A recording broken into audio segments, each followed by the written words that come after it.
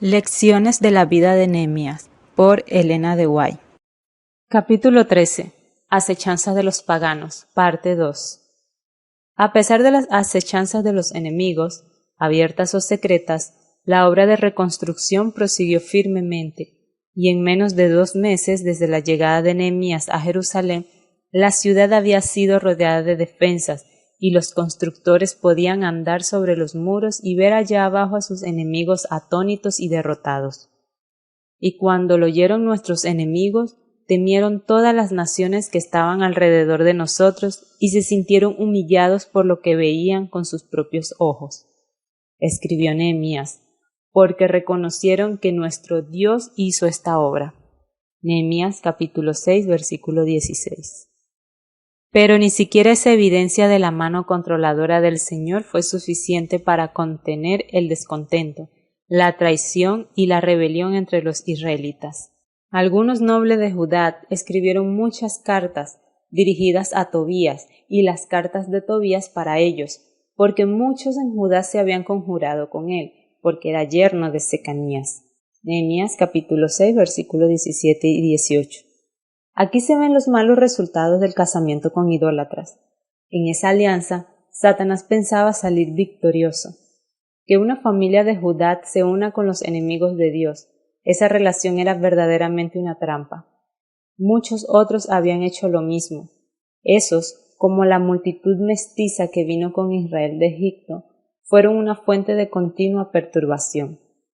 Ellos no eran sinceros en su servicio, y cuando la obra de Dios demandó sacrificio, se mostraron prestos para violar su solemne juramento de cooperación y ayuda. Todo esto tendía a debilitar y desalentar a aquellos que buscaban edificar la causa de Dios.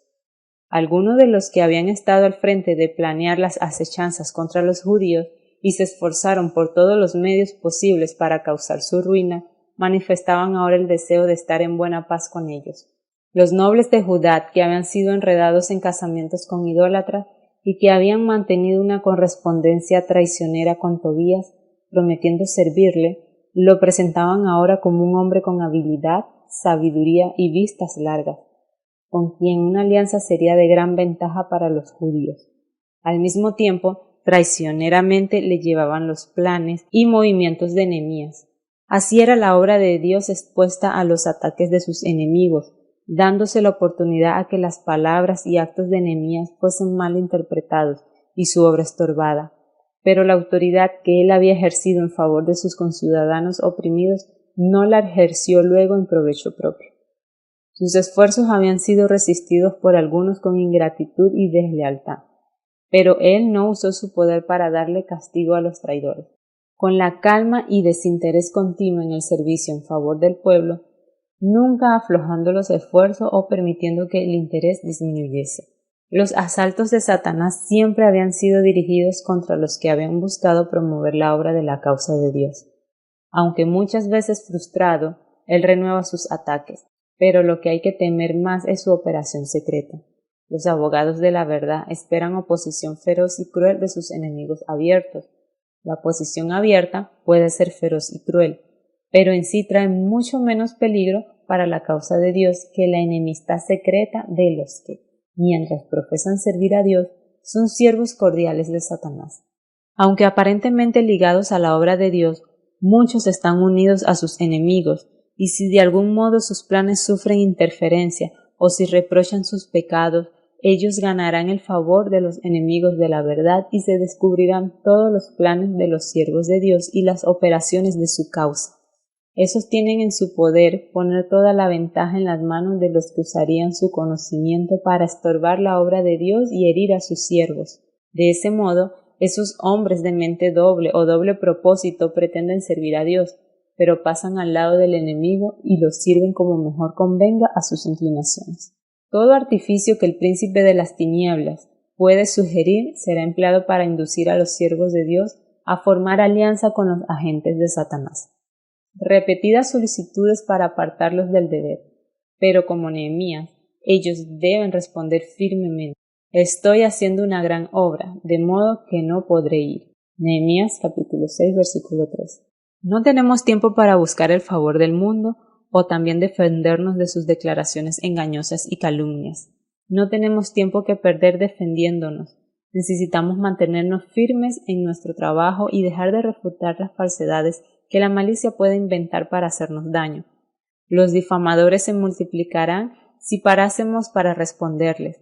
Estos tampoco deben permitir que sus enemigos conquisten su amistad y su simpatía, y así inducirlos a desviarse del puesto del deber.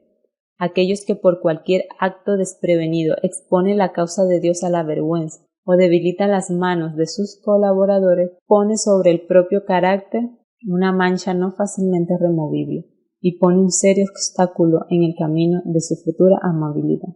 Las tentaciones más peligrosas provienen de profesos siervos de Dios y de nuestros amigos. Cuando las personas que están unidas al mundo y aún profesan gran piedad y amor, aconsejan a los fieles obreros de Dios para que sean menos celosos y más conservadores, nuestra respuesta debe ser apelar a la palabra de Dios. Cuando los que se están uniendo con el mundo reclaman unión con los que siempre fueron opositores de la causa de la verdad, debemos temer y evitarlos tan decididamente como lo hizo Nehemías. Los que se desvían de los viejos marcos para formar una conexión con los impíos no son enviados por el cielo. Cualquiera que pueda haber sido su primera posición, su comportamiento presente tiende a perturbar la fe del pueblo de Dios. Esos consejeros son movidos por Satanás. Ellos son servidores de la ocasión. Los testimonios, reprobaciones y advertencias de los siervos de Dios no les son agradables, sino una censura a sus propensiones amantes de los placeres mundanos. Deberíamos evitar esa clase tan resueltamente como lo hizo Nehemías. Cuando nos importunan con los argumentos y sugerencias de esos consejeros, sería bueno preguntarnos, ¿debería yo, como un cristiano, un hijo de Dios, como alguien llamado para ser la luz del mundo, un predicador de justicia, que ha expresado tan frecuentemente mi confianza en la verdad y en el camino por el cual Dios nos conduce, unir mi influencia con la de aquellos que amargamente se oponen al trabajo de Dios? ¿Debería yo, un mayordomo de los misterios divinos, revelar a sus peores enemigos los consejos de su pueblo? ¿Este proceder no incentivaría a los impíos en su oposición a la verdad de Dios y a su pueblo guardador de la alianza? ¿No podría tal concesión evitar que yo abra mis labios en exhortación, advertencia o ruegos en mi propia familia o en la iglesia de Dios? Si Pablo o Pedro fuesen puestos en circunstancias similares, ¿traicionarían el sagrado legado? ¿Y si los mundanos nos despreciasen? ¿No serían ellos escarnecidos por desviarse del trabajo de toda una vida por dificultades o peligros? Satanás operará por todos los medios que pueda emplear para desalentar a los activos siervos de Dios. Si el pastor pudiera ser desviado de su deber, entonces el camino queda libre para que los lobos esparzan y devoren a las ovejas. Cada éxito de la verdad desanima a los enemigos de Dios, y ellos algunas veces son forzados a reconocer que esta es su obra, mientras la odian con todas las fuerzas de su ser.